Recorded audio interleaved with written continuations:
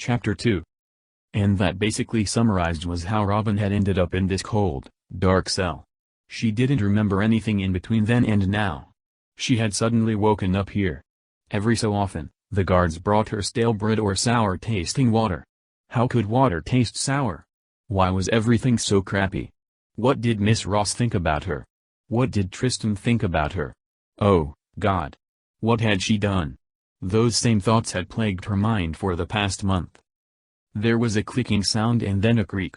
The metal door had opened and a group of guards surrounded her. "The Grand Adjudicators would like to review your case," the head guard stated. Robin scoffed and continued to sit curled up in the corner of her cell. The head guard turned and nodded to the rest of the guards. The guards surged and lifted her up. They added power inhibitor handcuffs to her wrists to complement the one currently wrapped around her neck. Very kind of them. The guards escorted her up an elevator and through a white hall with large windows that overlooked the city of Elsglow. Robin stopped and gazed outside. It had been the first time since she'd seen the outside in a little more than a month. She swallowed, her mouth felt like sandpaper. One of the guards shoved her in the back. "Keep moving," he barked. She turned around and frowned at him before continuing to walk.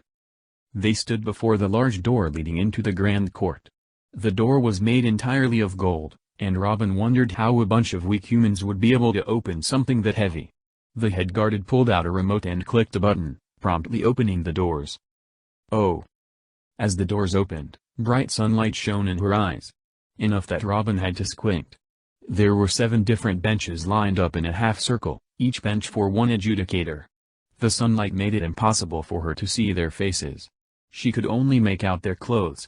They wore pure white clothes. Besides that, they had no noticeable features. "Robin Blake," one of the adjudicators boomed. He was sitting in the middle of the half-circle. "You've committed various offenses." He began to list her crimes. Attacking 2 superheroes, attacking a student, fighting on school grounds. He paused and even though she couldn't see his face, she could tell he was studying her. "You have 2 options. The first, rot in the cell for the rest of your life." She had a feeling she wouldn't like the second option much more. Or, be enrolled at a school for kids with violent tendencies. Was that seriously a question? She could go to school again and have a somewhat normal life. Sign her up. Though, she did have one itching question. "What school?" she asked. This time she could definitely tell he was smiling. "Shadowgate General High School," he told her. Robin's eyes widened. Uh-oh. That wasn't a good look. Tilda. Following her trial, the guard shoved her inside a maximum security prison truck. There were at least 8 armed guards sitting around her, each of them keeping an eye on her. Robin almost chuckled. She still wore the power inhibitor around her neck and wrists, so she wasn't entirely sure why they needed all of that firepower. It had taken nearly 2 hours to arrive at Shadowgate General High School because of the rush hour. She could hear the driver cursing at the traffic, and she made an effort not to smile in front of the other guards. To be honest, she wasn't sure what to expect from the school.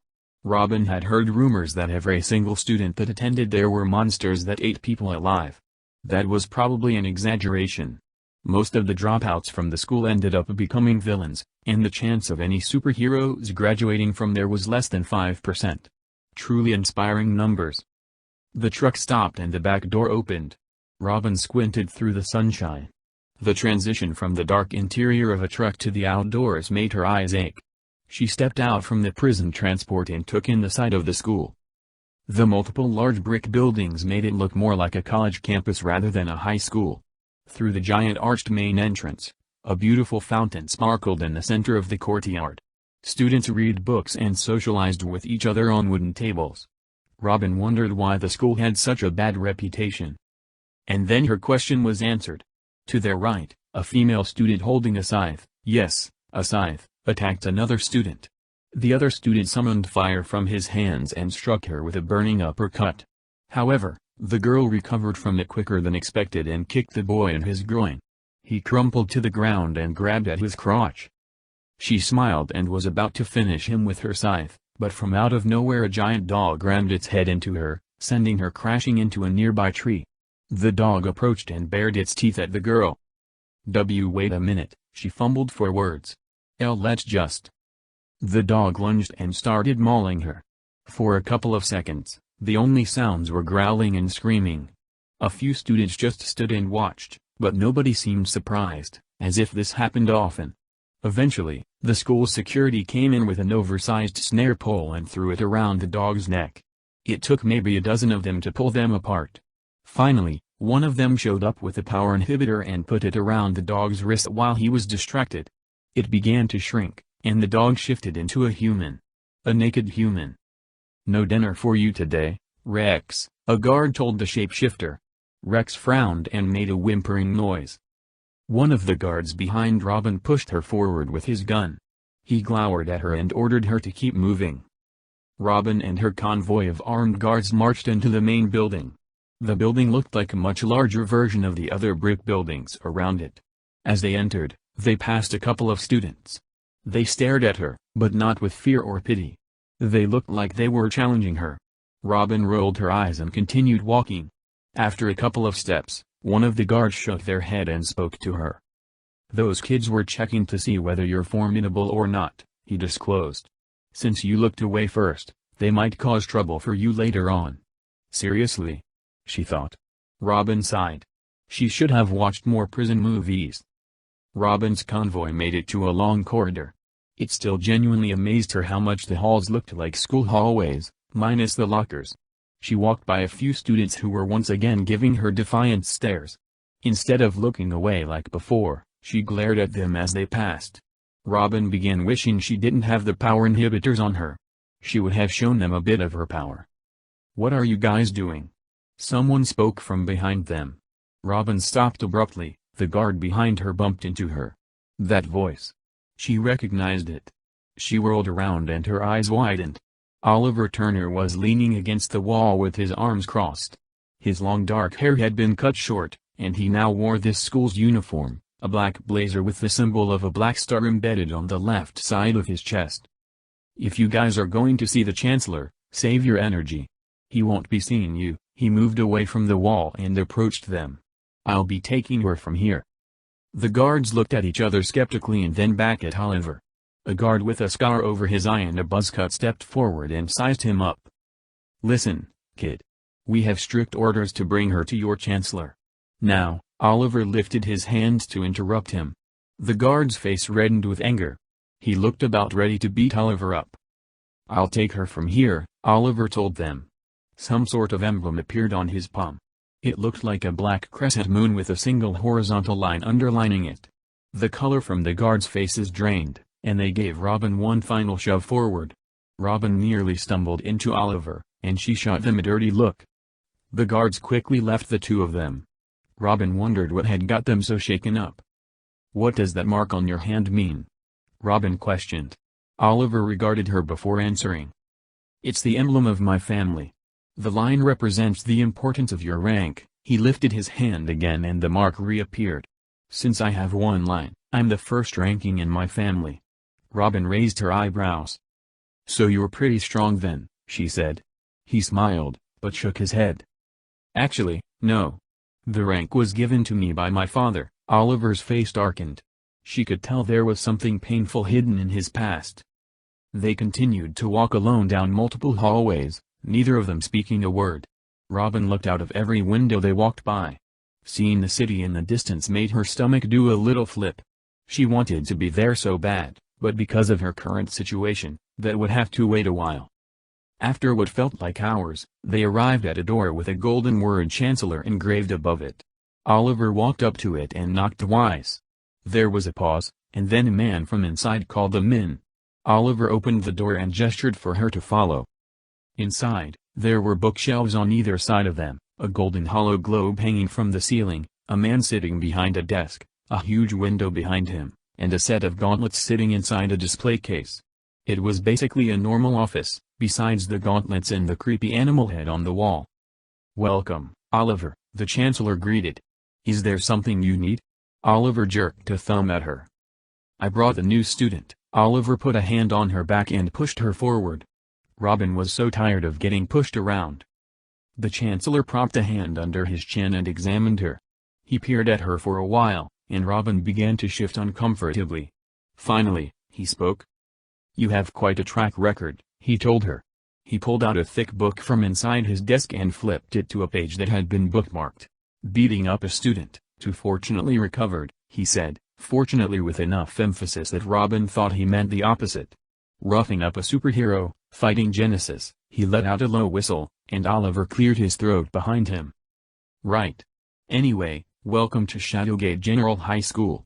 A dorm room has already been provided for you, and oh, you won't be needing those anymore. He pointed to the power inhibitor around her neck and swiped his finger down to the one binding her wrists. Both inhibitors suddenly split in two, and Robin immediately felt her power awakening. Just don't cause too much trouble, he told her. This was cool and all, but Robin just had one itching question. What if I try to leave Shadowgate? She asked. The Chancellor chuckled and swiveled in his office chair. He looked out from the large round window behind him. That's what the hunters are for, he answered. Robin didn't know what hunters were, and she was fine with not knowing. He turned back around and tossed her a key. If there are no other questions, you may leave. Tilda. The two of them left the Chancellor's office and Robin was eager to see her new room. As if he had sensed it, Oliver told her that they'd hold off on the tour, so she could go to her room. He led her to her room and once again, neither of them spoke. They passed a couple of students, and she started glaring at them. Oliver spotted her and stifled a laugh. He thought that her trying to look macho was amusing. She looked at him, and he had to look away to keep her from seeing him smile. As they walked, Robin finally found the nerve to say something to him. So, what happened after I? Oliver thought for a moment before answering. Well, a lot, he said. For starters, they closed school the day after. Robin looked surprised. Rightfully so. That school hardly ever closed. Oliver recalled a time during freshman year in the winter. It was snowing so bad that the buses hadn't shown up. Nonetheless, the school still demanded that all students got to school, or they'd be marked absent. He even had football practice after and remembered how miserable everyone had been. From what I heard, Alice recently made a recovery. As Oliver said it, he studied her face carefully, half expecting her to curse, or at least scowl. Instead, she looked up at him. And what about Tristan? She said his name as though it were as difficult as swallowing shards of glass. There was a short moment of silence before he answered. I don't know. He didn't show up to school for at least a week and I left school after, so I don't know. Robin stopped walking and he turned. Her eyes were closed, she was clenching her fists and trembling. After a handful of seconds, her hands loosened, and she opened her eyes. Sorry, her voice was no louder than a whisper. I just needed a second. Oliver had known how important Tristan was to her. He probably shouldn't have answered her question. Just like that, they found themselves walking in silence once again. Oliver stopped walking, and it took a few seconds for Robin to realize he had halted. She gave him a confused look, and he pointed to the door. This is your room, he told her. She approached him and unlocked the door. Before she went in, Robin turned around. Thank you, Robin said. She looked up at him with those sad blue eyes. Those damn eyes. He spun around and made to leave. I'll come find you for dinner, Oliver waved a hand. Bye. Tilda. Robin sat on the edge of her bed and looked around. The room had a dresser, a desk with a table lamp, a bookshelf, a couch and a TV, a nice kitchen separated by a half wall, and a bathroom at the end of a short hall. Despite how nice the room was, how nice everything was, Robin felt terrible. That conversation with Oliver had taken all of her enthusiasm. She fell backwards onto the bed and sighed deeply. She began wondering about what had happened to Tristan. What did he think? Robin slapped herself across the face, harder than Alice had. Stop it, she said out loud. This is the start of your new life. Stop thinking those same damn thoughts. Her eyes felt heavy and Robin yawned. She pulled herself higher onto the bed and disappeared under the covers. A nap was all she needed. Robin was standing on the football field again. Alice was laying unconscious by her feet. She heard a sound to her left and watched as Boost rushed her. Robin easily knocked him to the ground and threw her fist into his face. She felt his blood on her hand and stared at it. No, no. Not again. Robin unsuccessfully tried to pull her next punch. Stop. She looked down at Boost and felt like throwing up. Rather than Boost, Tristan's face looked up at her. His face was messed up, but it was definitely him. He looked terrified of her. "Monster," he called her. Robin involuntarily lifted her fist. She did everything in her power to stop, but just like before, her fist connected with his face. Tristan's eyes rolled back, and Robin cried. Through her tears, a wicked smile spread across her face. Her heart told her that what she was doing was wrong, but something deep inside her enjoyed doing it. Tilda. Robin woke up to knocking at her door. She glanced outside and saw that the sun had begun to set. With a sigh, she tore her blankets off, wiped the tears from her eyes, and ran to the door. She almost answered the door when she looked down at her clothes. Robin still wore the orange uniform the prison had given her. The person, presumably Oliver, knocked at the door again.